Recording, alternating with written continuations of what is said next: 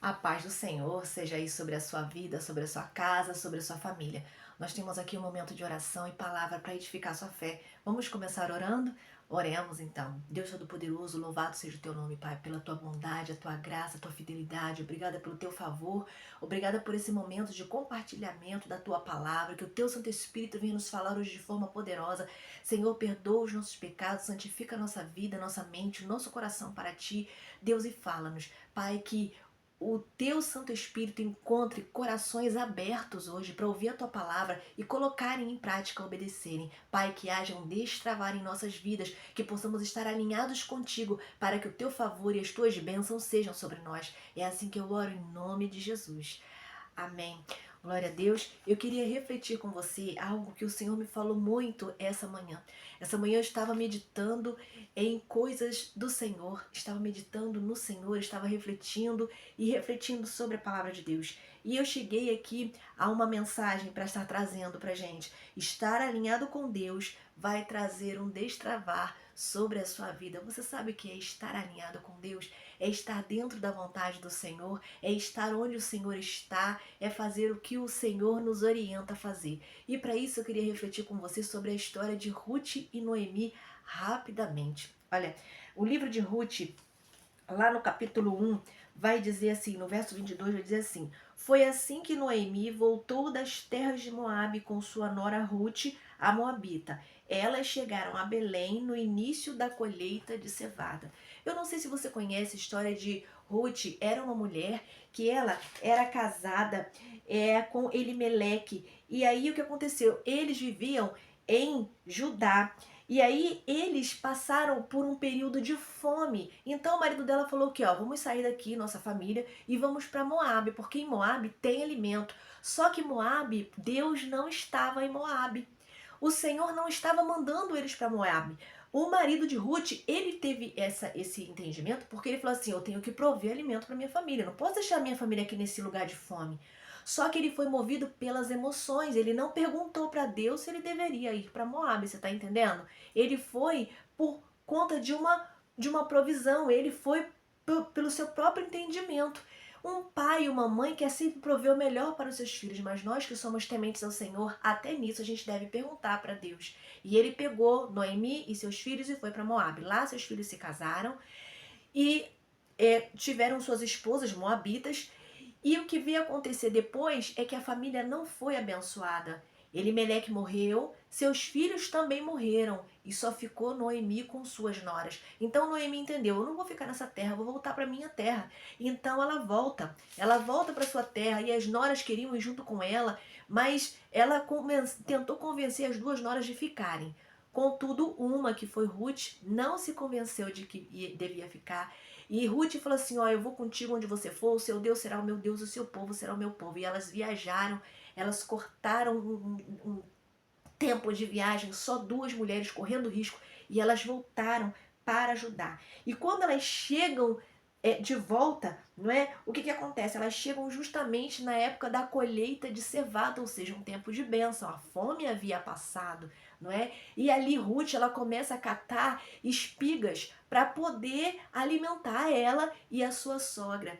E ali Ruth, ela encontra o favor do dono daquela propriedade, que era Boaz. Boaz olha Ruth com um olhar especial e depois Ruth, ela acaba se casando com Boaz e ela engravida e ela dá luz a um bebê que seria mais tarde alguém que faria parte da linhagem de Jesus. Olha que coisa linda! A vida de Noemi e de Ruth, ela foi restaurada. Você pode ler lá o capítulo 2, que não é grande, tem 23 versículos. O capítulo 3 é a história de Noemi e Ruth. A restauração das duas é lindíssima, quando elas resolveram alinhar as suas vidas aos propósitos do Senhor. O que a gente pode aprender com isso? Houve um destravar na vida de Noemi, na vida de Ruth, quando elas saíram de Moabe. Sabe por quê? Deus não estava lá. Deus não tinha mandado eles para lá. Era para eles terem ficado e passado por aquele momento de dificuldade, não era para eles terem fugido.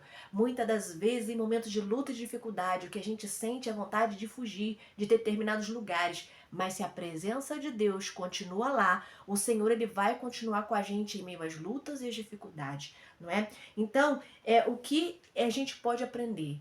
A gente precisa estar onde a presença de Deus está. Agora, a gente precisa sair de lugares onde a presença de Deus já se foi há muito tempo, ou onde a presença de Deus está saindo. A gente tem que estar onde a presença de Deus está. Entende isso? Isso vai incluir lugares onde a gente vai trabalhar. Às vezes a gente quer tanto trabalhar num lugar e a gente bate na porta e a porta não abre. É Deus nos dando livramento. E às vezes até Deus quer a gente lá e a gente está enfrentando batalhas porque o inimigo não quer que a gente entre lá, porque entrando lá vai ser a presença de Deus. Como saber, Kelly, então? Ore ao Senhor e Ele vai te dar discernimento espiritual. Não continue em lugares onde a presença de Deus já se foi, não é? Como eu falei. E algumas coisas a gente precisa tomar cuidado. Existem situações que podem nos tirar do alinhamento. Você lembra da história de Eli? Eu não sei se você conhece a história de Eli. Deus, ele falou para Eli, Eli, corrige seus filhos, Rofini e Finés, porque ele era sacerdote do Senhor e ele cuidava do povo, mas não estava cuidando de seus filhos. Seus filhos estavam fazendo coisas terríveis, estavam levando pecado para dentro do templo. Estava, sabe, fazendo coisas abomináveis, entristecendo o coração do Senhor. Mas Eli falou, não, Senhor, eles são inocentes, não passam de criança, Senhor. Isso é coisa de criança inocente. E eles foram crescendo fazendo coisa errada. Foram crescendo, não foram corrigidos. E por conta disso, houve um desalinhamento entre a vontade de Deus e a vida de Eli. Ele era um sacerdote, não repreendeu seus filhos. E por conta disso, Deus levantou Samuel. E Eli morreu de forma trágica. Seus filhos foram para a guerra, morreram na guerra os dois no mesmo dia. E ele, ao saber da notícia, ele caiu, quebrou o pescoço e morreu também.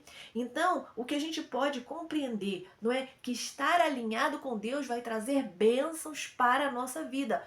Eli perdeu o ofício do sacerdócio, Eli perdeu os filhos, ele perdeu a bênção, ele perdeu a oportunidade de agradar o Senhor e morreu. Então, quando nós estamos alinhados com o Senhor, nós temos paz, nós temos alegria, mesmo em meio ao sofrimento, mesmo em meio à luta, nós temos a companhia do Senhor, nós temos a provisão necessária para cada dia, nós temos a alegria do Senhor, nós temos a presença, nós temos o favor, o direcionamento de Deus.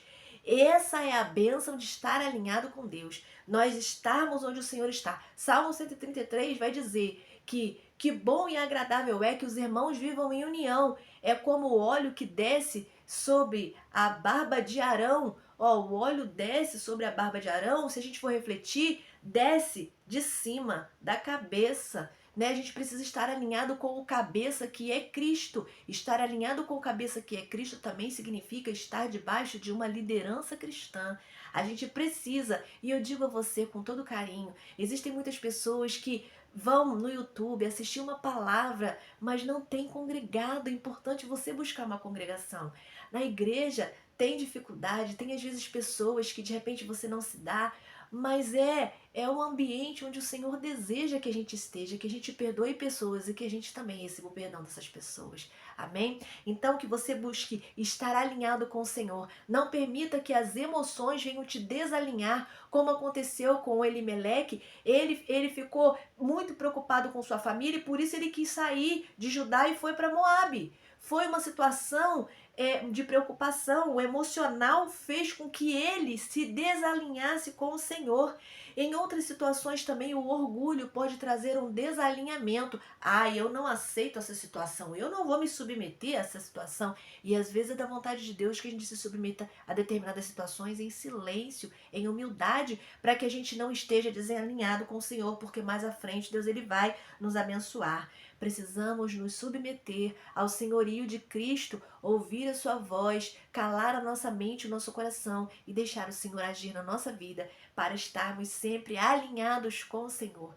Permita-se alinhar com o Senhor. Esteja você alinhado com Deus e você vai receber a bênção da graça, do favor, salvação em Cristo Jesus para você e para sua casa. Esteja alinhado com o Senhor e desfrute lindas bênçãos, amém? Guarde essa palavra no seu coração, mas não só com você. Compartilha. Fica na paz do Senhor Jesus. Um grande abraço.